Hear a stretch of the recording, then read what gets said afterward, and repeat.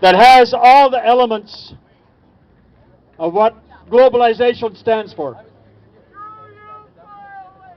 What globalization stands for.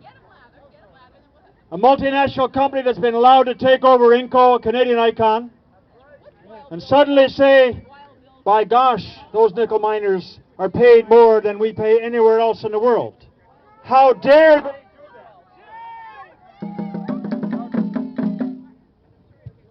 How dare they be paid higher than anywhere else in the world? We obviously have to bring them down. But you know, when they talk about globalization, and people talk about it as if it's a new phenomenon, some people say globalization started in 1482, not 1492, 1482, when the Portuguese built the first slave fort on the west coast of Africa to export human beings to the islands of Madeira and Canary Islands as slaves. And that was the start of globalization. And others point to the year 1602, which was the start of global capitalism, because the first joint stock corporation was chartered, the Dutch East India Company. And why I'm telling you this story is because their charter included three aspects of a business plan. One, to go to other countries and claim and take those countries by force. Secondly, to raise private armies. And thirdly, to take indigenous people as slaves. And that business plan of global capitalism paid a 15% return on investment for 2 centuries. That was the first corporation in the world that included in its business plan slavery and armed theft. Now, some of us would say that there's not much change in the world since 1602. That's right. That companies that for a few years after the Second World War had to play by a little different rules now say the world is their oyster, and the old rules of fairness,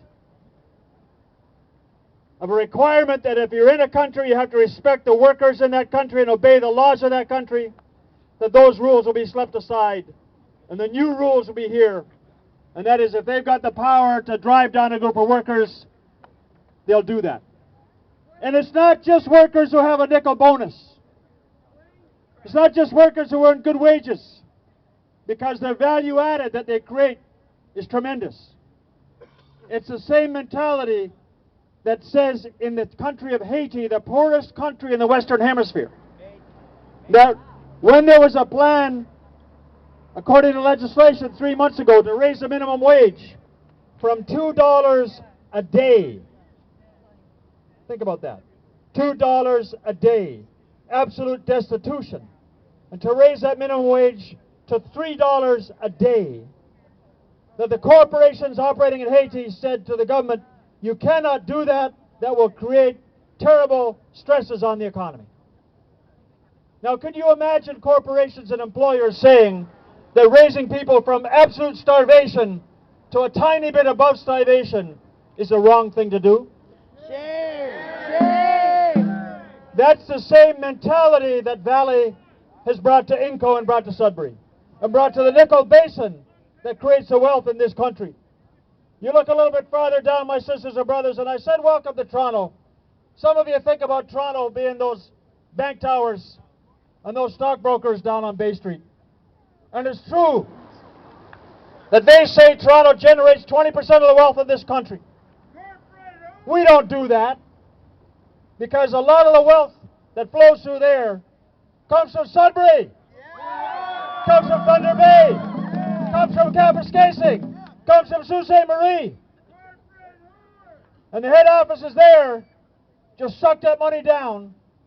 It's been made by generations after generations of miners and foresters and pulp workers, and taking that money like it belongs to them. Well, I'm telling you, sisters and brothers, on behalf of the labor movement in this city, that we know where the wealth comes from, and we know who the wealth belongs to and should belong to.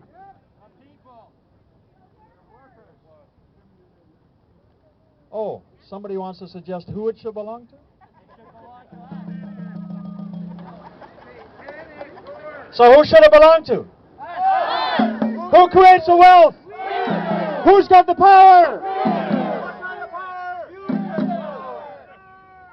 Sisters and brothers, thank you so much for coming down here to Toronto. Thank you to the steelworkers that went up in that bus the other week to be at your rally. Thank you for your union to saying that you are going to be there one day longer. And one day stronger. Because your fight is in fact our fight. It's your fight. Whether or not it's workers that earn a minimum wage in this city or earning decent wages in Sudbury, it's all one struggle. Solidarity forever.